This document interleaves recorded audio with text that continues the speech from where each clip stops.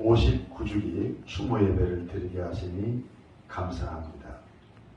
공의의 하나님, 성스러운 선생님께서 나는 헌신짝이요 나는 독사의 왕이요라고 자기를 부인하셨던 말씀을 기억하며 우리의 내면에 태산 같은 죄를 들여다보게 하시고 우리가 얼마나 큰 죄인가를 깨닫고 회개하게 하심을 감사드립니다.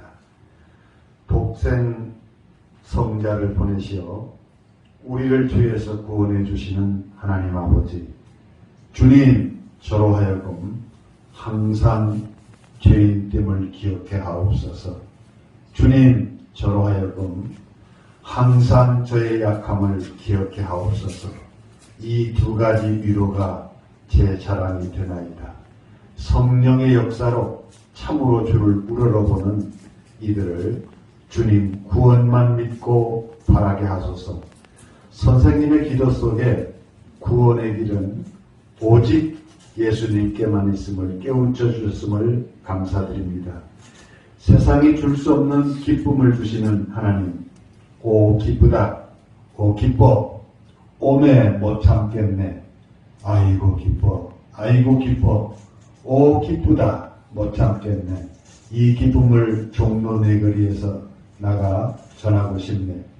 우리와 성정이 같은 선생님께서 하나님과 합의를 이루어 세상의 기쁨과 비교할 수 없는 천상의 기쁨을 가지셨던 선생님을 통해 우리가 추구할 신앙의 기쁨은 세상이 주는 기쁨이 아니라 의와 평강과 이 땅 위에 험한 길 가는 동안 참된 평화가 어디 있나.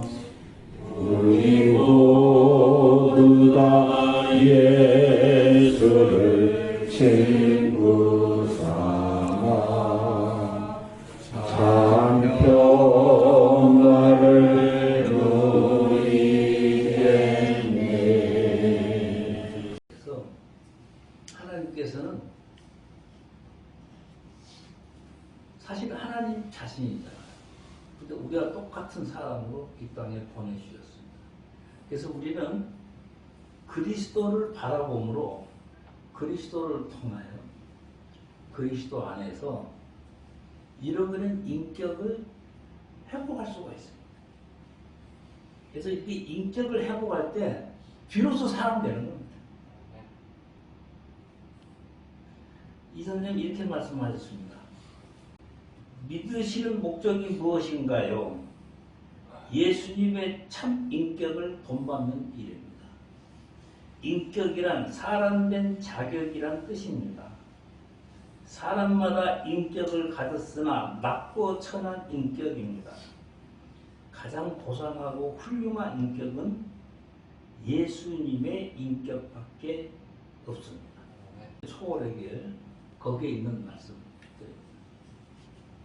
참된 인격이란 예수님을 가리킵니다. 예수님 같이 되어지는 것입니다. 그리고 또 예수님께서는 육신의 양식을 위해서 일하지 말고 참 양식을 위해서 일하라고 하셨습니다. 참 양식이란 예수를 닮아가는 일입니다.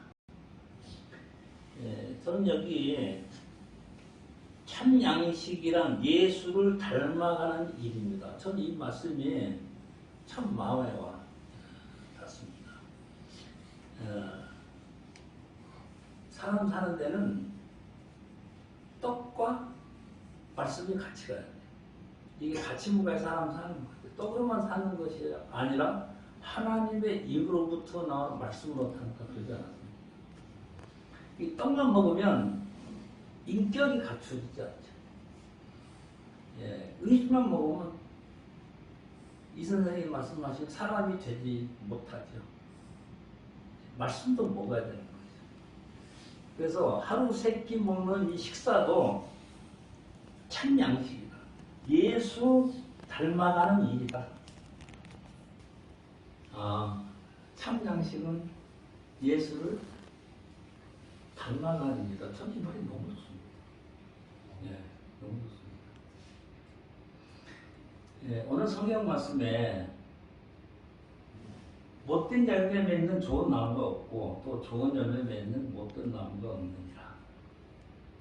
나무는 각각 그 열매로 아나니 가시나무에서 무화과 또 찔레에서 포도를 따지 못하느니라.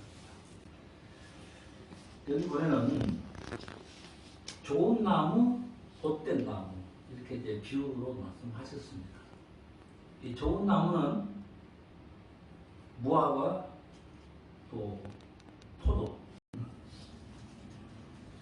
내가 주위 사람들에게 열매를 이렇게 나눠줘서 모두를 유익하게 된다면 그 사람 된 거예요. 근데 주위 사람들에게 열매를 주지 않고 찔러 가시노릇을 해. 그건 열매가 아니고 못된 나무죠. 근데 우리가 아직 사람 되지 않은 것입니다.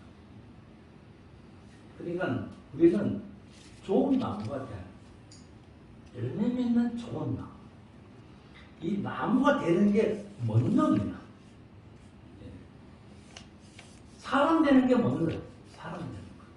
사람 되라고 오늘도 주님은 우리를 인도하고 계시고 또 우리에게 역사하고 계십니다.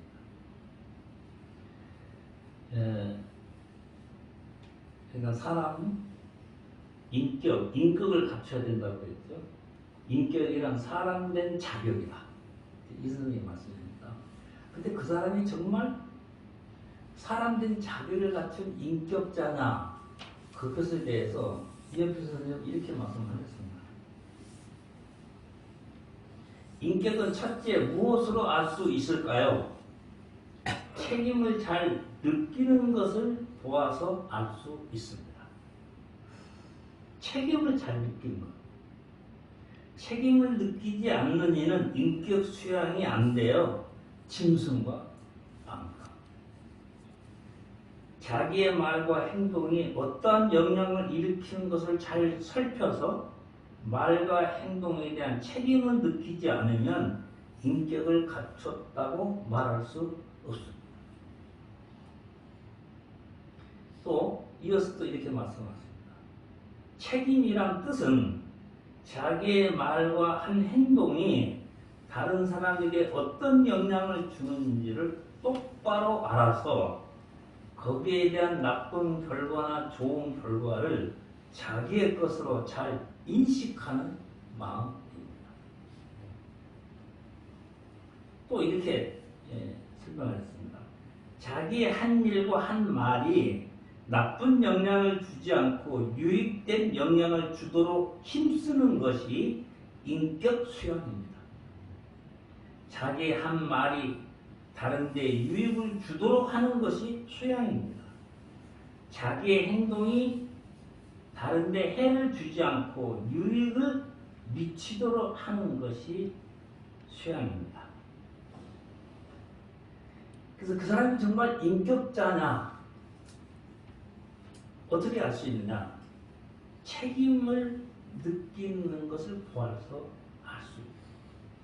내 말과 내 행동이 이웃에게 유익을 주느냐, 해를 주느냐, 그것을 살펴서 유익을 주도록 힘쓰는 것, 그것이 수양이다 그랬습니다. 그래서 인격에 대해서 어떻게 보면 이 선생님의 결론같이 다가오는 말씀인데 이렇게 말씀하셨습니다. 이것이 그리스도의 참 인격이십니다.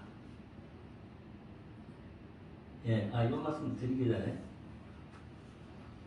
책임을 느끼는 것, 이게 이제 인격이 있냐 없냐 알 수 있다고 했는데 우리가 이제 그리스도를 닮아가는 거거든요. 사람 되는 것. 이 선생님께서 사람 되는 일이 위대한 일이고 가장 훌륭한 일이라 할 때 예수님께서 말씀하신 사람 되는 것은 내 안에 내가 사는 것이 아니라 그리스도가 사는 사람. 이게 사람 되는 것이죠. 이게 사람 되는 거예요. 그래서 내 안에 내가 사는 것이 아니라 그리스도가 산다. 그걸 내가 어떻게 알죠? 내가 얼마나 책임을 느끼느냐. 이웃에 대해서, 내가 한 말에 대해서 스스로 자기를 이렇게 성찰해 보면 알 수 있다. 그런데 그리스도의 인격은요, 책임의 한계가 끝이 없어요. 끝이 없어요. 예. 이 선생님은 그리스도의 인격에 대해서 이렇게 설명하셨어요.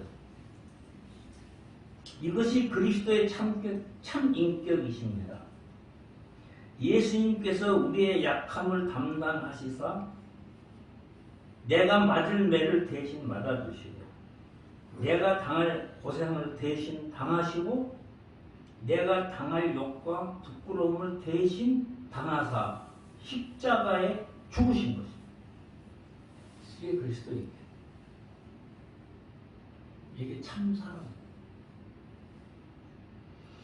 그러면 우리는 정말 내가 인격을 갖췄다. 내 책임의 한계가 어디까지입니까?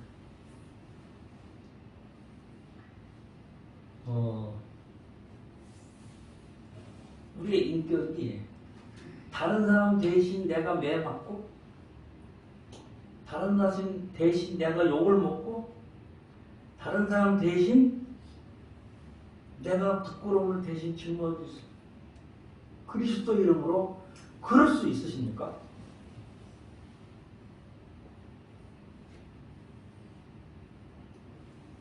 그까지 가요.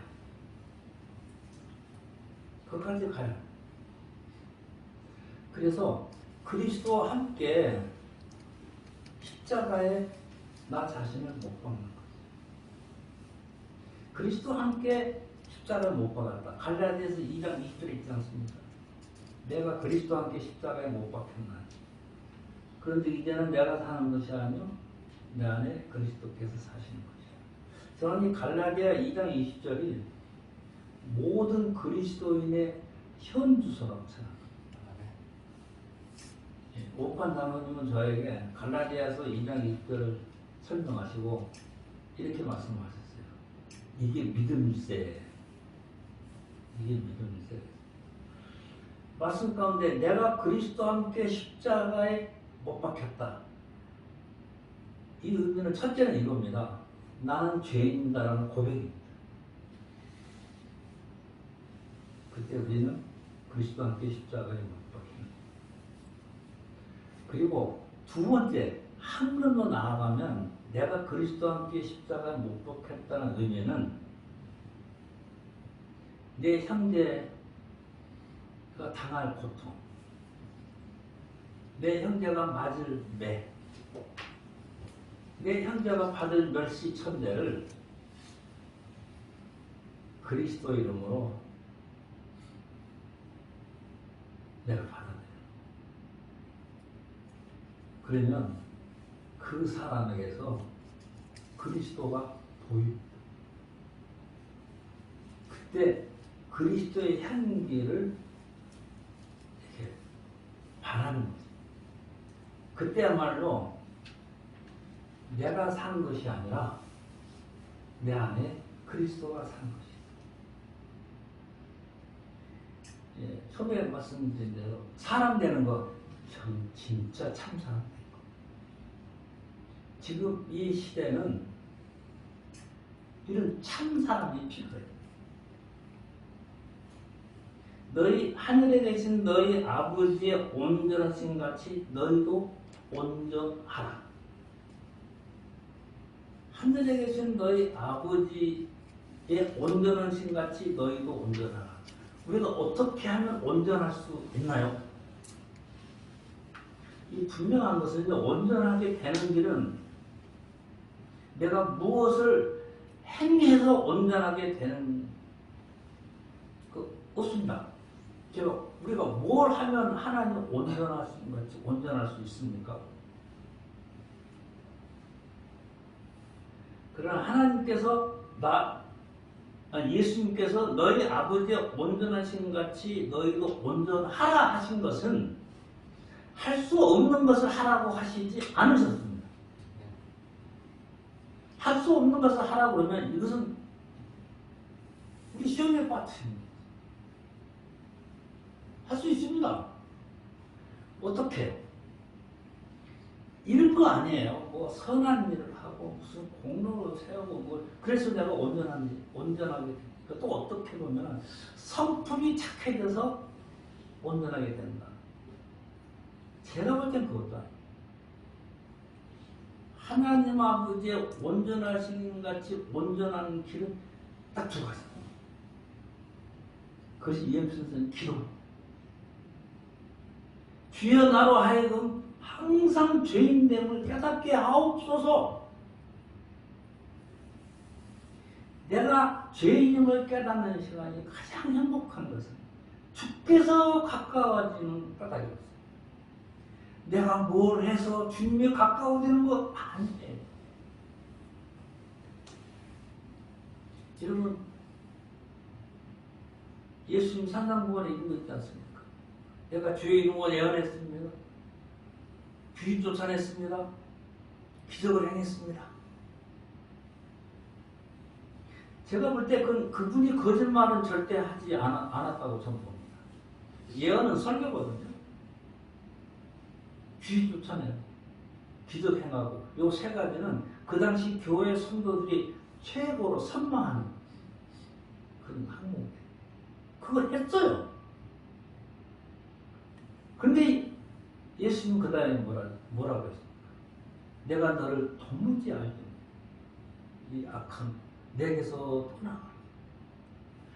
왜 그러셨을까요? 왜 그러셨을까요?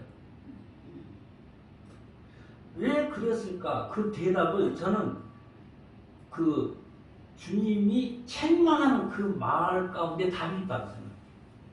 너는 나를 도무지 알지 못했다. 알아야 하는 거예요.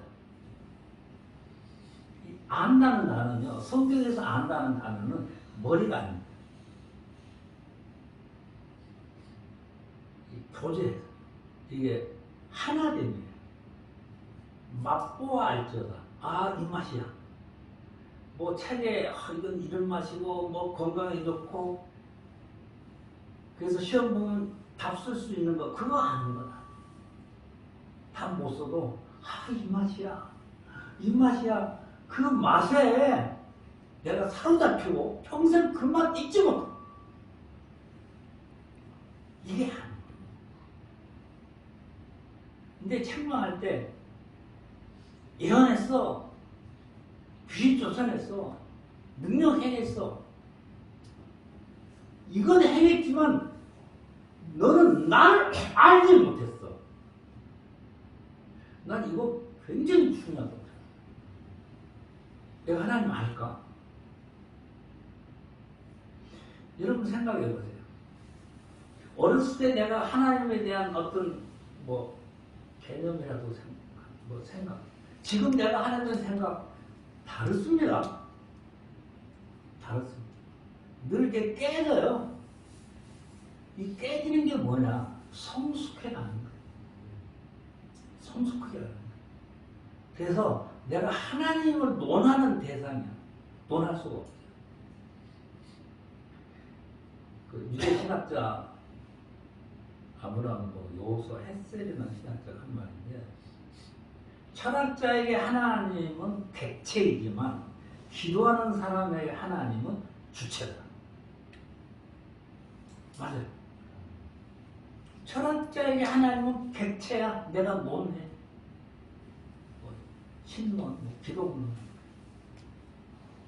그러나 기도하는 사람의 하나님은 주체예요.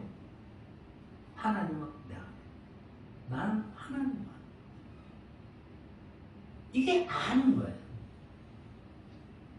이게 뭐냐면 내가 좋은 나무 되는 거예요. 포도나무 비유에 가지가 포도나무에 붙어 있어야 되는 거예요. 그러면 열매 맺게 돼 있어요. 그러니까 내가 하나님 안에 붙어 있는 것, 이거 이제 관계라고 볼 수가 있어요. 그래서 우리 성도들은 무슨 일, 무슨 행사, 무슨 이벤트, 무슨 공로, 이거 중요하지 않아요.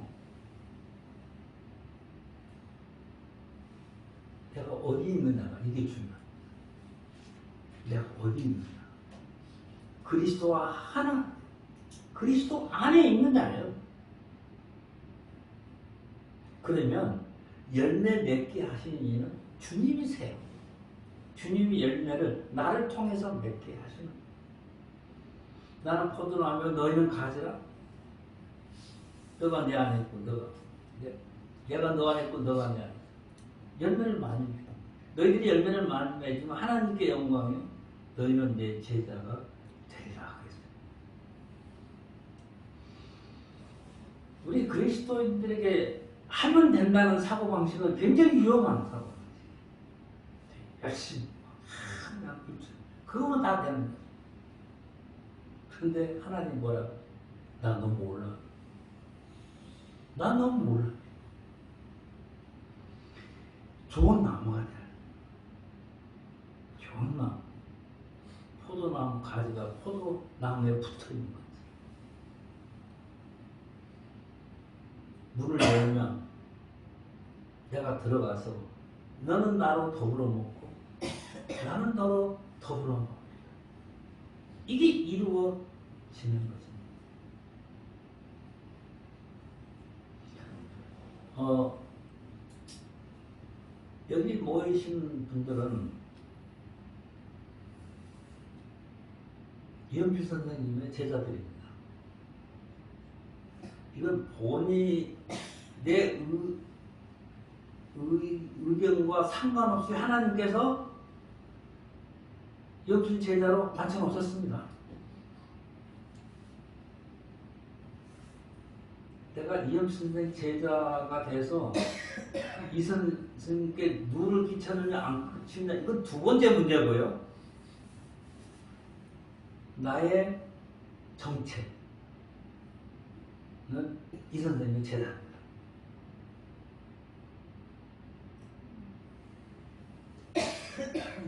그렇지 않습니까? 그러면 보세요. 그 정신을 따라야죠. 내가 한 가지 말씀을 드릴게요. 하나님과 온전하게 되는 게 첫째는 죄인됨을 깨닫는 거라고 했대요. 두 번째는 뭐겠어요? 있으면 기도 있잖아요. 저는 항상 제가 약함을 기억해 하옵소서. 제가 약함을 기억하는 것 시간이 제게 복된 것은 크신 권능 물밀듯이 찾아주시는 까닭이거든요. 크신 권능이 주님의 그 크신 권능이 나한테 들어와서 나를 사로잡는 사랑이 주님이 내게 다가와서 내가 너를 사랑하노라. 나의 사랑 나의 어였는데 일어나서 함께 가.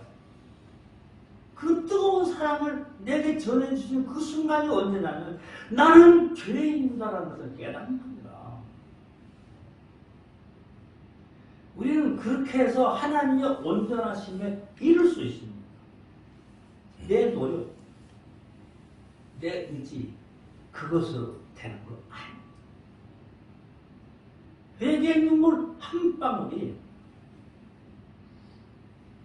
나의 연약함, 나의 죄, 나의 더러움을 씻어주시고 깨끗한 마음으로 주님을 바라보게 하시고 주님을 바라보고 그분의 형상으로 변화되어 가게 하십니다.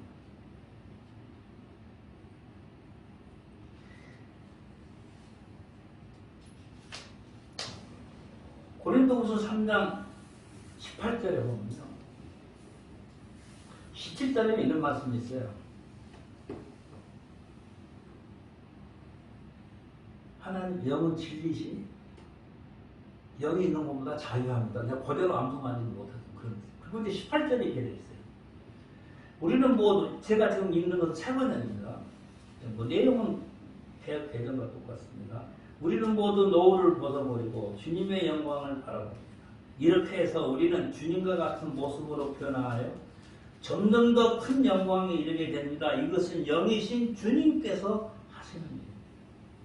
여기요, 노후를 벗어버리고 개혁 개정 수건인데 이것은 이제 뜻은 율법에서부터 자양을 얻는 겁니다. 율법부터 자양을.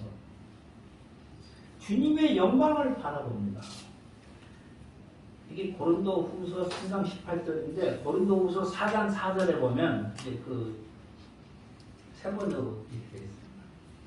하나님의 형상이신 주님의 영광. 예수님을 그렇게 설명했습니다. 하나님의 형상이신 주의 영광. 그러니까 우리가 예수님을 바라보면 하나님 바라봅니다. 그를 바라보는 거예요. 주의 영광을 바라보는 게 그리스도를 바라봅니다. 그러면 이렇게 해서 우리는 주님과 같은 모습으로 변화한다. 변화해야 됩니다.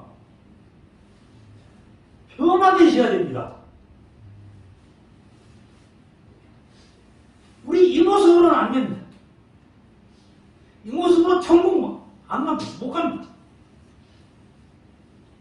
물론 무슨 공로로 천국 간다. 지금 그런 의도에서 말씀드리는 거야. 변화돼요. 주의 말씀은 살았어. 하나님의 우리의 역사하십니다. 어떻게 해요? 새 사람. 그러므로 그리스도 안에 있는 자는 새로운 피조물입니다. 이전 것은 지나갔으니 보라, 새 것이 되어. 이 새 피조물이라는 말은 한 번 새 피조물 되고 그걸로 끝이 아니라 계속적인 새 피조물의 의미예요. 계속. 어제의 나와 오늘의 내가 제가 만약 그리스도 안에 있다면 새로워졌습니다. 그래서 사도 바울의 그 말이 제가 나이가 들어가면서 정말 가슴에 와 닿는 말씀이 뭐냐면 내가 낙심하지 아니하는 것. 겉사람은 낡아지나 속사람은 날로 새롭도다. 와, 이게 보통 말씀이야. 젊었을 때는 몰라요. 그러나 나이가 들면 자꾸 이제 한계에 부딪혀요. 뭔가 어려워. 그리고 외로워져. 그럼 낙심돼요. 그러나 사도 바울은 낙심하지 않아요. 겉사람은 병들고 겉사람은 연약해. 속사람은 날로 새롭다. 와, 할렐루야요. 나 이보다 더 좋은 거 없는 거야. 늙어도 괜찮아요. 병서도 괜찮아요. 날로 새롭단 말은 사랑 안에서만 가능합니다. 누가 그런 말을 했습니다. 사랑은 나이를 먹지 않는다. 왜냐하면 자기를 늘 새롭게 하기 때문에. 내가 죄인임을 고백할 때 내게 넘치는 주님의 사랑이 나를 사로잡아. 주님의 사랑은 용광로에 나를 늘 새롭게 빚어. 그래서 언제나 새 노래로 주님께 나아가. 내가 약함을 고백할 때 주님의 크신 능력이 내게 임하는 것은 내가 약함을 고백할수록 주님을 더 의지하니까 더 든든한 거예요. 우리가 온전하게 되는 길, 이 두 가지. 그래서 우리가 오늘 이영표 선생님 5주, 9주기 내년 60주기가 되네요. 그죠? 내년 60주기는 뭔가 좀 의미 있게 보내던 생각이 갑자기. 이 선생님의 제자가 됐다면 이렇게 너희 아버지와 온전하신 같이 온전하라는 그 길로 우리는 가야 합니다. 그 길로 가지 않으면서 내가 이스님 제자가 뭐 하면요, 용서하고 그럴게요. 선생님 이름 팔아먹고 사는 장사. 근데 이 말이 성경에 있어요. 이것도 세 번역입니다. 개혁 개정에는 복음을 혼란케 한다 이렇게 번역했는데 이렇게 돼 있어요. 우리는 저 많은 사람들처럼 하나님의 말씀을 팔아서 먹고 살아가는 장사꾼이 아닙니다. 하나님께서 보내신 일꾼답게 진실한 마음으로 일하는 사람들입니다. 우리는 하나님이 보시는 앞에서 그리스도 안에서 말합니다. 옛날에 임낙경 목사님이 이제 그런 말씀 하셨다고 그래요. 그 방문한 사람이 임낙경 목사님한테 어느 노예 소속이냐 그러니까 예수파라 장사의 소속이라고.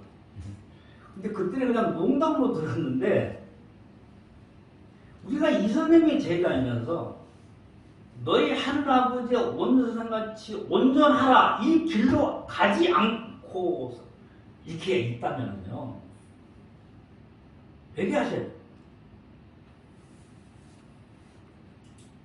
우리는 그 길을 가요. 성령께서 역사하시는 길, 우리를 인도하시는 길, 그 길 가는 게 딱 두 개라니까요. 이 염수는 기도해요. 회개입니다. 더 회개하셔야 돼요. 마틴 루터는 이렇게 말했습니다. 진정한 회개란 매일 자기 자신로부터 벗어나서 예수 그리스도께로 가는 것이다. 전 이 말이 너무 가슴이 아파요. 우리가 회개 그럼 뭐 1계명법에서 2계명법에서 무슨 죄 지었지 이렇게 생각하잖아요. 그럼 이 계명 범하지 않은 사람 죄인 아닙니까? 그런 거 아니거든요. 내가 죄인임을 깨달아야 돼요. 근데 진정한 회개란 뭐냐? 매일 나 여기서 벗어나서 순간순간 그리스도를 가는 게 회개예요. 그래서 사도 바울은 난 매일 죽는 거예요. 여기 헌신관인데 헌신이라는 단어가 하나님께 헌신한다. 물론 그런 뜻도 있지만요. 원래 헌신관이라고 이름 지을 때 그 뜻보다는요. 이현빈 선생님께서 자신의 이름을 헌신짝이라 합니다. 거기서 헌신이 나온 거거든요. 그러니까 여러분 최소한도 여기에 들어오셔서 앉아서 기도하시려면요. 나는 헌신짝입니다. 이 믿음 있으셔야 돼요.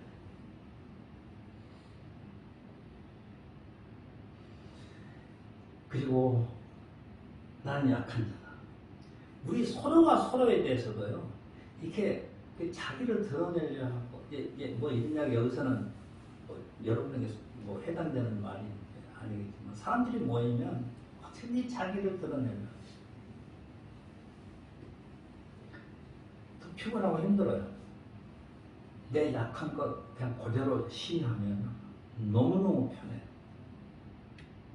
저는 그래서 항상 누가 뭐라 그러면 난 그거보다 더 못해.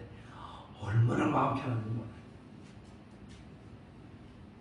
이런 은혜를 받으셔서요. 하나님께서 온전하게 하신 그 길, 우리 모두 함께 그 온전하신 그 길로 나아가십시다.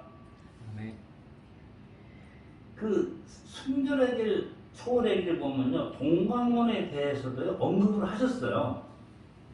요 이야기만 하고 그냥 마치고 갑니다. 동방원에 이렇게 말씀하십니다. 여기 동방원에 계신 목적은 자기를 이기자는 것뿐이므로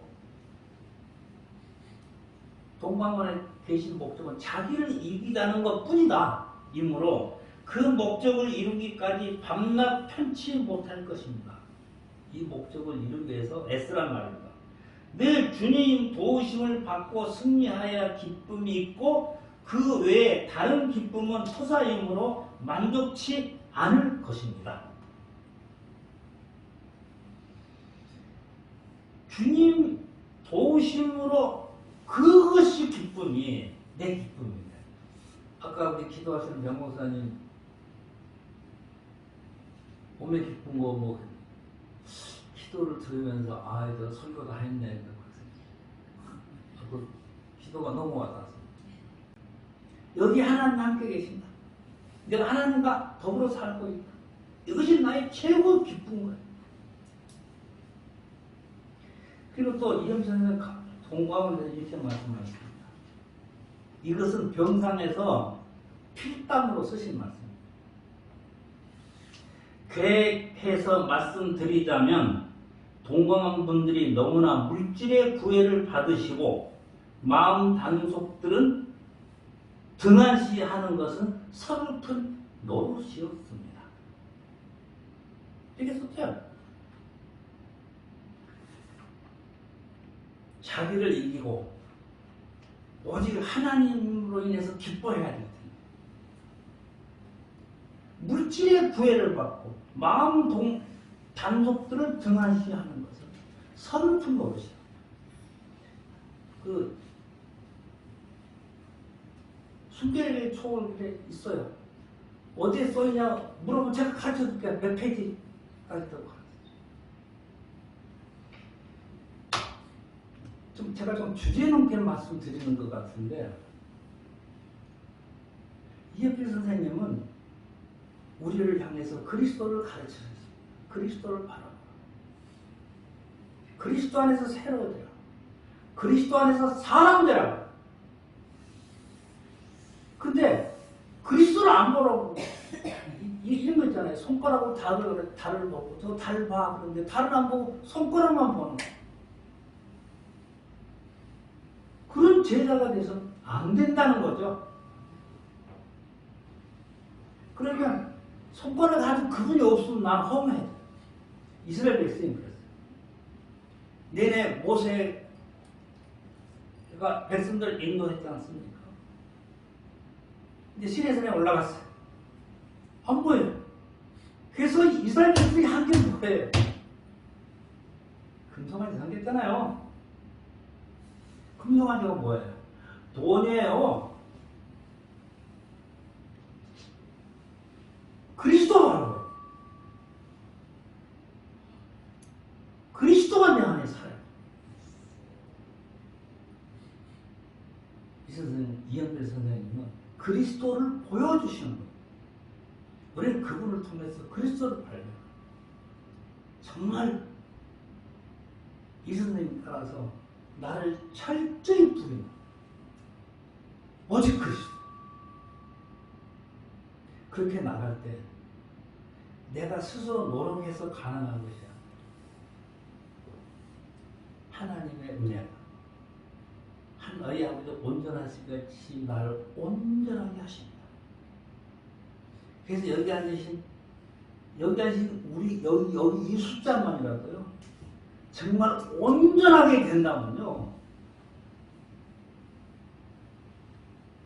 우리나라 전 남북통일 벌써 다 끝났다고 생각해요. 행사로, 돈으로, 조직으로 그거로 되는 게 아닙니다. 제가 그 본문을 생각하게 했는데 여기서는 행사, 조직, 무슨 의식 그 중요시 생각하지 않았어요. 오직 그리스도가 주님 사랑 그 믿음에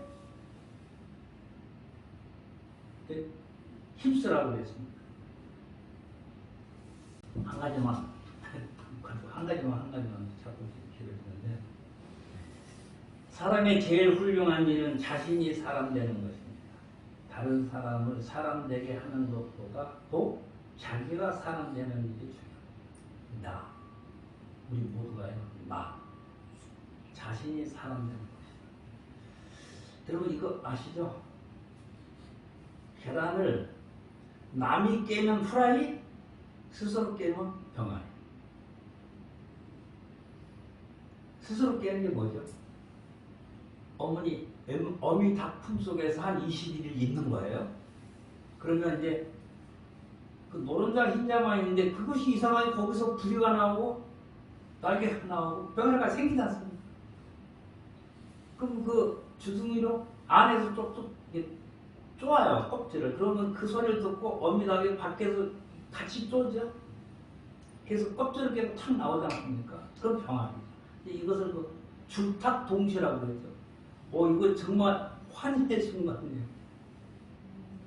그러나 이 계란 보세요, 계란. 항상 불안해. 이거 언제 깨질지 모르다. 그리고 어둠 속에 있잖아요. 그리고 이 계란의 운명은 기껏해요. 계란 후라이거든요. 그러나 스스로 깨는 거예요. 여기 사람이 제일 훌륭한 일은 자신이 살아내는 거예요. 내가 살아내는 거예요. 내가 누구 그게 아니야. 내가 살아내는 거예요. 내가 그리스도의 사랑의 품에 안기는 거예요. 그 십자가의 은혜 안에서 내 안에 영이 살아나는 거죠. 그래서 내 영이 주의 이름을 부르는 거예요. 주님을 찬양하는 거예요. 그때 주님께서 제 이름 불러주시고 같이 나가는 거예요.